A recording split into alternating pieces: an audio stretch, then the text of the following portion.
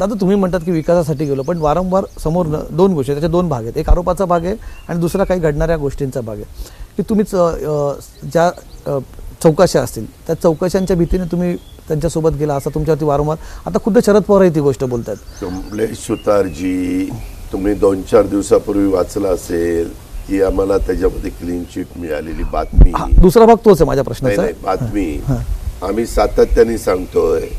मी अनेक क्षेत्रामध्ये काम करत आलेलो आहे, अनेक राजकीय वेगवेगळ्या पदावर काम करत आलेलो आहे. माझी कामाची पद्धत तुम्ही मंत्रालयामध्ये देखील विचारा. मी अतिशय काम करायला एक कडक माणूस आहे. निर्णय मला धाडसाने घेता येतात. तो माझा उपजत मला आलंय का कसं आलंय मला माहिती नाही, आणि त्या पद्धतीने मी पुढे चाललोय. आता हे सगळं करत असताना हे जे काय आरोप झालेले आहेत ते आरोप होत होता ज्या MSC बँकेच्या मुळं ईडी त्याच्यामध्ये आलं. त्या MSC बँकेमध्ये देखील CID चौकशी केली, EOW चौकशी केली, अँटी करप्शन ब्युरोनी चौकशी केली, सहकार विभागाने चौकशी केली, सहकाराच्या ACS त्यांनी चौकशी केली, माजी न्यायाधीशांनी चौकशी केली. एवढ्या सगळ्या चौकशा झाल्या.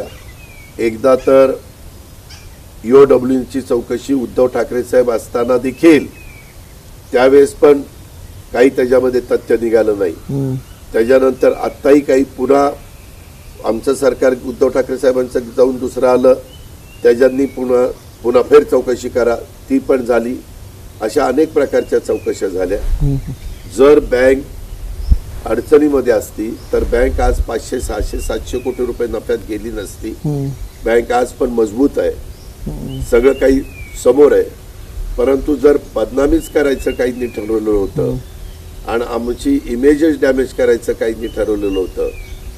झालं कसं कमलेशजी, मी ज्यावेळेस इतरांच्या बरोबर गेलो, म्हणजे आत्ता जे विरोधक आहे त्यांच्या बरोबर गेलो की अजित पवार फार चांगला, मग मी ज्यांच्या विरोधात असतो ते आरोप करणार हे भ्रष्टाचारी आहेत. आता यांच्या बरोबर गेलो की हे चांगलं म्हणूनच मला घेतलंय ना, मग ते म्हणणार भ्रष्टाचारी. म्हणजे कुठल्या कळपामध्ये आहोत तो मग कळप गप्प बसतो. नाही नाही दादा फार चांगले, दादा कामाचा माणूस, आणि जरा दादा इकडे गेला अजय तिकडे गेला एकदम बेकार भ्रष्टाचारी माणूस. त्या कोण म्हणायचं 10,000 कोटीचा घोटाळा केला, कोण म्हणायचं 25,000 कोटीचा घोटाळा केला, कोण म्हणायचं 70,000 कोटीचा घोटाळा केला. अरे काय, आम्ही पण माणूस आहे ना, आम्हाला पण मन आहे ना, आम्हाला पण वेदना होतात ना. आम्ही कितीदा 30 गोष्ट ऐकायची आणि कितीदा वेगवेगळ्या इन्क्वायरीला आम्ही सामोरं जायचं. आम्ही इन्क्वायरीला सामोरं जात असताना आम्ही तुमच्या टीव्हीच्या समोर येऊन आम्हाला नोटीस आली, आम्हाला नोटीस आली अशा प्रकारचा भाऊ करून लोकांना आपलंसं करण्याचा प्रयत्न केला नाही, लोकांची सहानुभूती मिळवण्याचा प्रयत्न केला नाही. आम्ही शांत बसून त्याला उत्तरं दिली. आम्हालाही खूप इन्कम टॅक्सच्या नोटीस आहे, सगळ्या नोटीस आहे. परंतु मी कधी फक्त एकदा, मला आठवतंय 2-2.5 वर्षापूर्वीची गोष्ट असेल, सप्टेंबरमध्ये माझ्या बहिणींच्याकडे पण धाडी पडल्या होत्या. 22 ठिकाणी धाडी पडल्या, कोल्हापूर जरंडेश्वरच्या 22 ठिकाणी धाडी पडल्या.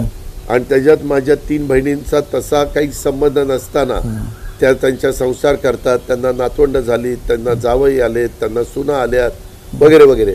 असं करत असताना त्यांनाही त्रास दिला गेला.